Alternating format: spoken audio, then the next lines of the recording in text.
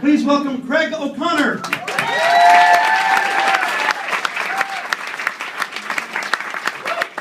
How's everybody doing? I'm pretty amazed at a $5 cover charge, what it brings in from the street. And when I do the math back here with all the comedians, it comes out to me being worth 38 cents of your time. So I have some great news to share with you guys. I have 2 therapy sessions left, and then I'm completely over my crappy childhood. To give you a little background, I grew up on the south side of Chicago. Yeah. I had 4 older brothers, and every single one of them can go rot in hell. My mom, she was the world's greatest cigarette smoker.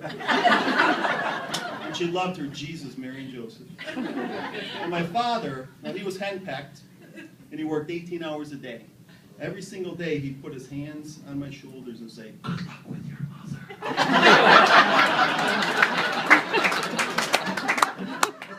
My mom has a master's degree. It's in domestic guerrilla warfare. She would have made an excellent Al-Qaeda den mother.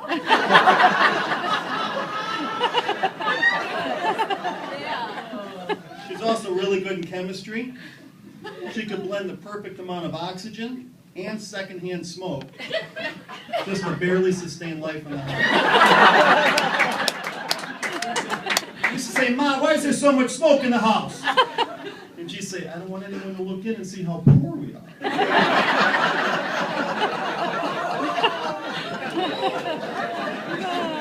My mom used to make my school lunches for me. They were absolutely atrocious. She used to deep freeze peanut butter and jelly sandwiches 2 weeks in advance. Every month she'd take one of these ice chunks and throw it in my bag and send me on the school. Those things don't thaw by lunch. It was like eating a piece of tile. You know, it's really bad when you ask the poorest kid in class to trade with you and he says no. And he can't afford to break any more teeth. Now my mom, she loved her ice cream. She said, "If there's a special place in hell for anybody who eats my ice cream without permission." In fact, she would sit there and eat it all night long, and when she was done, she'd take a marker and put a little black line on it. Know exactly where she left off. But that was a smart one. I would just flip the carton over, eat from the bottom up, and just backfill it with lunch tiles.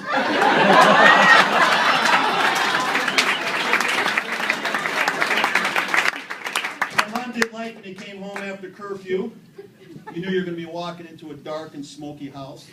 This one time I came in, I was Helen coloring it down the hallway, trying to avoid all those floor squeaks, and I saw her out in the living room with that big, bright orange cigarette glowing. I knew the Al-Qaeda den mother was on duty. I tried to retreat, but I felt 2 hands on my shoulder and a whisper in my ear saying, "Good luck with your mother." I managed to break away and run hysterically to my bedroom, with my mother screaming, "What do you have to say for yourself?" And I looked back and I was about to slam the door and said, "Dad ate your ice cream."